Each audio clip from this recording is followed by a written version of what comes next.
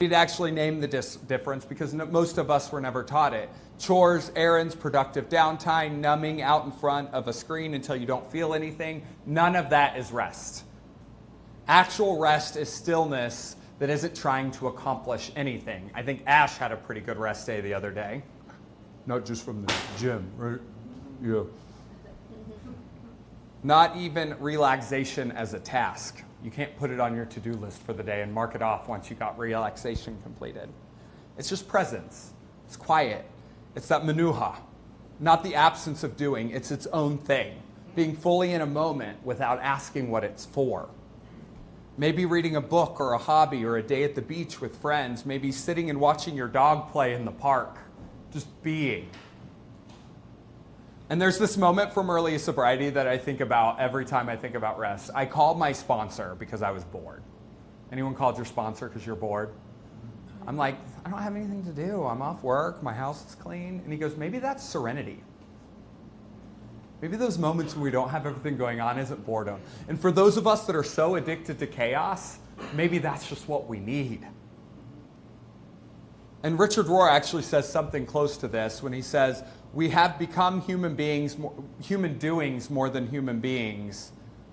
And the verb rest, as Jesus says it, is largely foreign to us.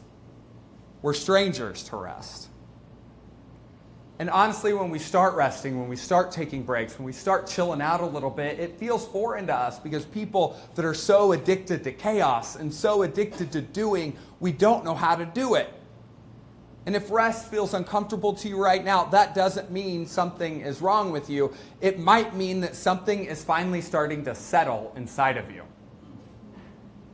So what do we do with all this? First, we must remind ourselves that we are not products. We're not little production machines to make Daddy Boss happy. So hear this plainly before we close. You are not a product. Not in this economy, not in recovery, or not to God. Not the version of you with the job, not the version of you with clean time, not the version of you that has all together. You're fine just the way you are, and your worth is not determined by it. Something else you should take with you is that being was always the end game, not doing. Not what you could produce before you got there, not what was true before you did anything today. It'll still be true tomorrow, whether you produce anything or not. Grandma Shirley never quilted to earn anything. She quilted because creating is what love with your hands looks like. That's not a cute story about an old woman with a hobby. That's what it looks like to actually believe you don't have to produce to be worth something. And you're saying, gosh, she produced something. She literally had blankets. None of us love Grandma Shirley anymore because we sleep under a blanket. My sponsor didn't hand me a treatment plan that night that I was bored and he taught me sobriety. He handed me a word that I didn't have yet. Serenity or manuha, whatever language you want to put it in. It was there the whole time. I just hadn't sat long enough to realize I had it. So in closing, here's what I'm asking. Not that you do less this week, exactly, but just that you let yourself be, just once, without asking what it's for. Pick one thing, maybe 1 hour, one morning, one walk, no phone out, no to-do list running in the background, and no productive spin on it. Just you, being the person that you were created to be, which is very good before you did a single useless thing. It might feel like boredom at first, and it might feel like your skin doesn't fit right. But that's not a sign that something is wrong with you. That might be the first 5 minutes of manuha you've had in a very long time. Just like anything new, it will take some time getting used to. But you weren't made in the image of God before, but you were made in the image of God before you did anything useful. And on that day, everything rested. God didn't stop working. God made something whole, something the universe was missing until it existed. You got to enter that. You didn't have to earn it, just enter it. So now we're going to take a moment to slow down. No task, no to-do list, no performance, just being for a few minutes, just for the length of the song in this room together.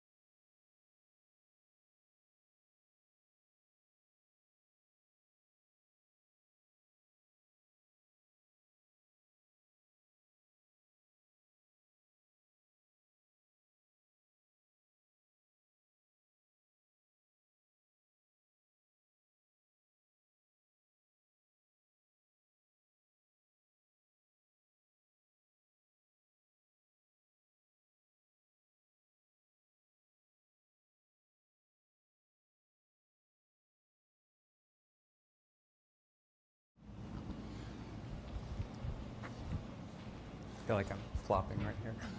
So now it's time for our guest storyteller, and y'all are all lucky. You've gotten one of the best guest storytellers for coming tonight. Tonight, like I mentioned, we have Reverend Ryan Canada, who started Free in Denver. He also helped us get started here, and so now we're going to invite him up to the chairs to hear what he...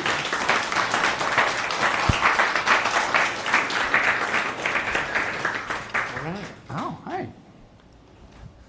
You don't come on the other side of the chairs very often, do you? It's good to be in this position. The other side of the chairs. You don't have to prepare. I know. Right? I got to rest tonight. Oh, good. It's beautiful. That's funny because I saw you setting out some chairs earlier. I did. You know, they make fun of me back home because I set out the chairs with such precision. Shelly did a good job tonight, but I'm watching her getting nervous because I know the anxiety. we get some feelings from this. Setting up the chairs. There was one time that someone set out all the chairs, and I hated it, but they worked really hard on it, and I tried to make it work, and it still just set me uneasy the whole time. So you got to tap into that control freak side of you. Yeah, you know, it happens. Yeah. So Ryan, a few people in the room know you, but most people don't, right? So start off just telling us a little bit about yourself, your recovery journey, just what do we need to know if we want to know Ryan Canada? Yeah, I'll give you the short version. So I was the drunk pastor, which is why we say it Free, we don't do shame. When I got sober, first I tried to put down a drink so many times, it was taking everything from me. I tried every method. For those of you that are familiar with the Big Book, every method that's listed in the Big Book, that's what I tried to do. Nothing worked. You took a trip and not took a trip? I took it. That's my favorite line. Too many times. And everything started falling apart, but I didn't want anyone to know because I was a pastor. And I thought, not only what is my church going to think, but what are all these people going to think, and how am I going to hold it all together? And something really beautiful happens when you can't hold it together anymore. I think it's that place called surrender, when you have nothing left but to say, all right, I give up. I've tried everything. Nothing has worked. And I can't care what you think. But even in recovery, so I got sober in January 7, 2013. And in recovery, I was so worried about people finding out. 3 years into my sobriety, I gave a sermon at the church where I was pastoring, where I was serving as pastor, and I just got really open and honest, and I let the congregation know I was an alcoholic in recovery, and that's what birthed Free, because I saw I was so nervous. I thought they were going to turn on me. They gave lots of love and compassion, but I also saw my email box that Monday was filled with emails from the community saying, I struggle with it, or my son or daughter struggles with it, or my mom or dad is battling pills and it's taking everything from the family. And so we just started seeing the need, and that need, man, if you go out in the world and you see a need, so in other words, if you're not finding suffering, you're going to be miserable. I believe that. Go find some suffering, see those places of suffering, then ask what you can do about it. Tammy, my wife, and I, we started asking the question, what can we do for addicts, their loved ones? My wife, she's the loved one. And then what happened, we have this third category, the spiritual refugees. I was doing a funeral in 2017, right before we started Free. I was of a guy I was sponsoring. He was 21 years old, died of a heroin overdose. And I noticed at the church, and I was serving as pastor at this church, his friends came and they didn't know. I mean, we say all people are welcome. And we mean it on the church marquees. We say all people are welcome.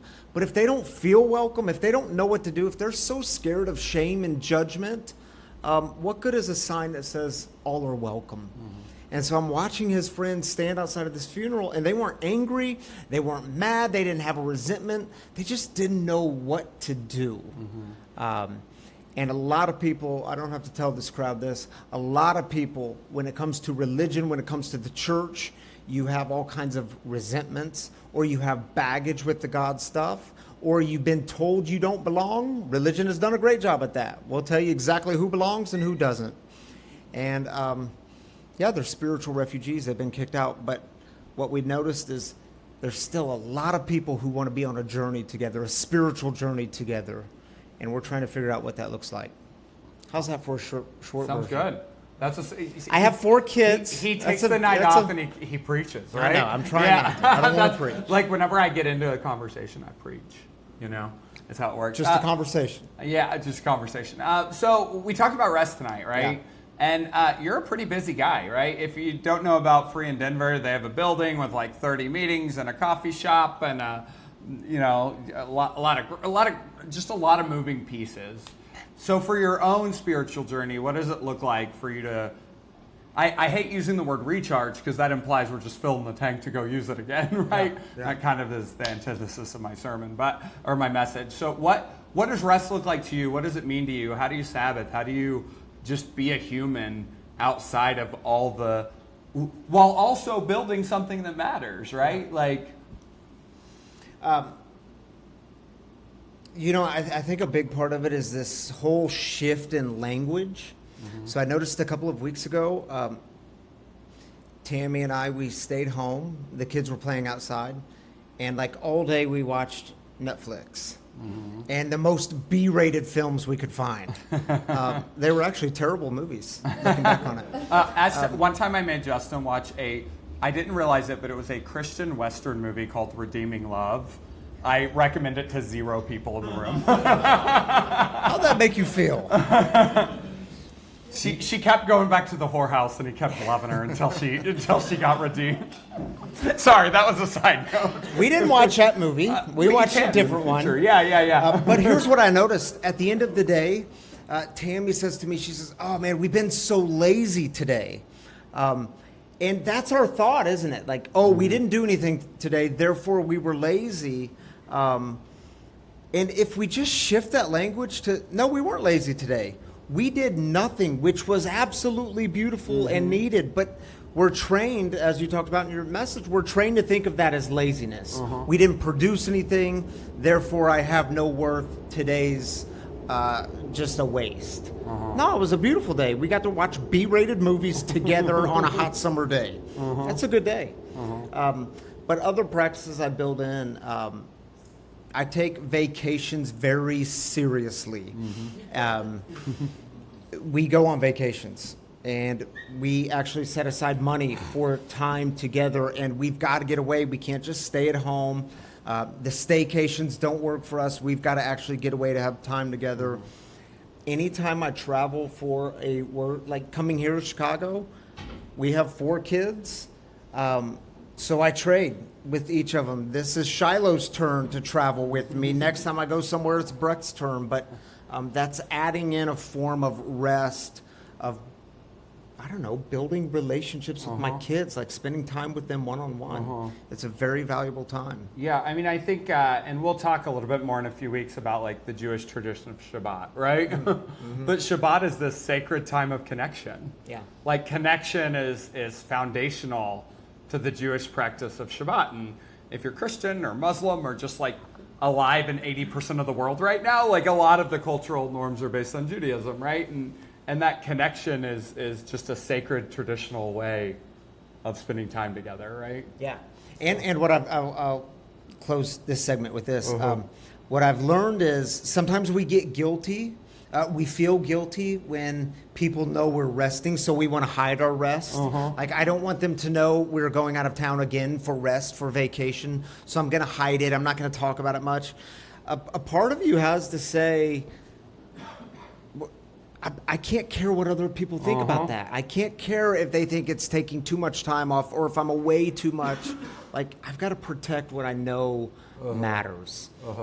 And therefore, the other voices, I have to shut them out for that. If I pay attention to them, it'll make me feel like I'm not producing enough. Totally unhealthy. Yeah. And, for those of you who aren't familiar, Free in Chicago has been around for like 10 or 11 months now. We're coming up on a year. And that's a clappable thing. Yeah, it is. That's a clappable thing. That's a clappable thing. We're working to build the recovery hub on the north side. We're working to build that kind of landing space for people. But you live in a world where there's an 8-year in free, right? So I would love it if you just share with everyone in the room like some of those really cool things that you see that Free in Denver gets to experience that we're kind of working towards or working to build. Yeah. Something I see on a regular basis, a need that I see that we can actually practically meet, and I believe you all can practically meet here because I think it's so needed. I mentioned a few minutes ago that some of us, we come into this space with all kinds of doubts and questions because we've been told we don't belong. Many of us have a past where we hurt people. Some people hurt us. Some things you did, some things were done to you. I've noticed in Denver, I'm assuming it's the same in Chicago, many people walk through the doors with this assumption that God is against them. That if you really knew the things I've done, you would know that God doesn't love me, if there's even a God at all. If there's even some sort of higher power, loving being out there somewhere, I'm not worthy of it. We get to, on a daily, weekly basis, create the space that reminds people that you are worthy of belonging. And it comes before a belief. It comes before you have to do anything or sign anything. None of that matters. If you can create space where people can walk through the doors with honest questions and doubts and struggles, and that value of authenticity, where we can shine our light in the brightest places and in the darkest places, not the brightest places. Man, if we can do that and allow people to ask their questions and allow people to struggle, and we're not like shoving beliefs down people's throats, the churches do a great job at that. Great job. Yeah. But if we can let people wrestle with, I don't know where you are, and it's cool. Like, what if we're not pushing doctrines and dogmas, but we're creating a space where people can have this very authentic encounter with a God of their understanding? Man, if that could happen, I believe that changes the world.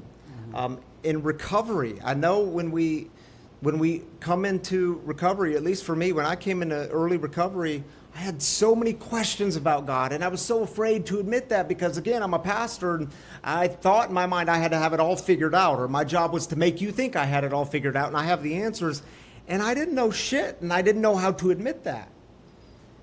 Man, if we can just admit we don't have all the answers, we're on this journey together, and you are worthy of love and belonging no matter what. Man, if you can arrive there, whew, you just beat the game. Mm-hmm. And then everything else is secondary. It doesn't mean that beliefs aren't important. It just means they're beliefs. But what good is it if you're not worthy of love and belonging, mm-hmm. and you think God is against you? How about that? That was a good sermon. No, man. I wish I would have delivered not it. To give sermons I love it. I love it. No, it's what happens. I don't know. I think they put the word reverend on your name, and we just do it. I love it. And now, just one last question before we close out this segment of the night. If there's someone out there that's still struggling, right? Struggling with addiction, struggling finding their spiritual path, struggling with how they fit into their loved one's addiction and recovery story, what would be like one piece of advice you'd give them? Yeah, stay connected. I mean, that's my sponsor has shared that with me on a regular basis because my impulse, probably like yours, tells me that when things start to feel a little dicey, I want to isolate, especially up in here. And nothing good ever comes of that. Like, it's always a bad outcome when I just stay in here. So what I've learned in times of struggling is, okay, stay honest.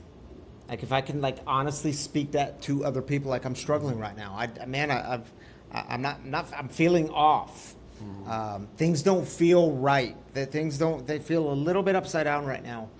If I can admit that, man, that's half the battle. If I can just admit it. But then if I can stay connected and fight that urge to isolate, because I'm really good at isolating, and I think I'm a good isolator.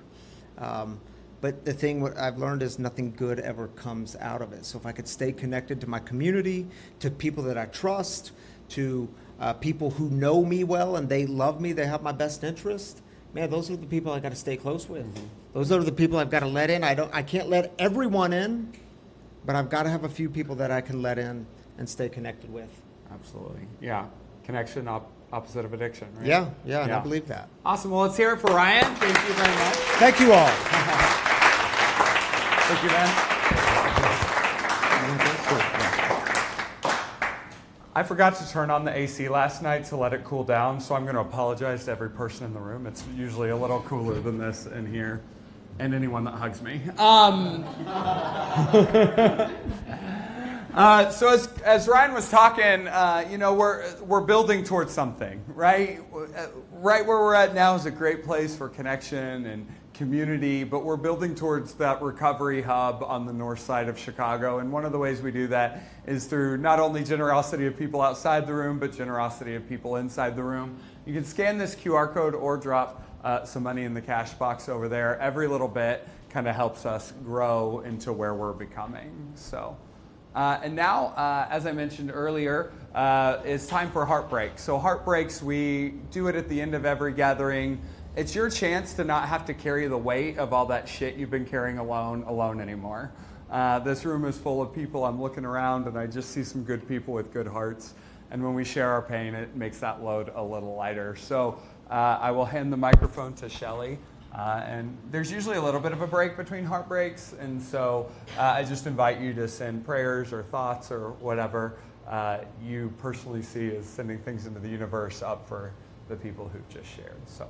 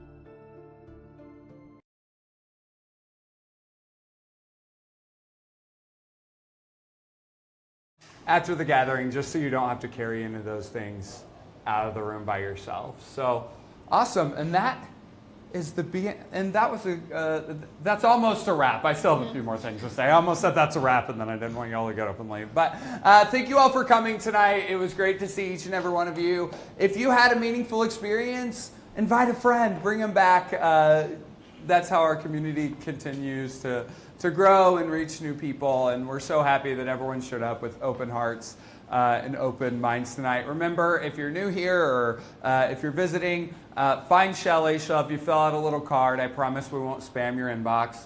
And she'll be able to get you a little piece of merch as a thank you for trusting us with that information. So awesome. We will do a closing prayer together now right here on the screen. So if you'll join me. Before you ever gave us anything to do. Teach us to trust that being is enough, tonight, tomorrow, and every ordinary day between. In the quiet you already made us, let us finally rest. Amen. And there's plenty of food, so grab some food. If you didn't have one of Martha's deviled eggs, you're missing out if you didn't, so go ahead and grab one. Thanks everyone for coming.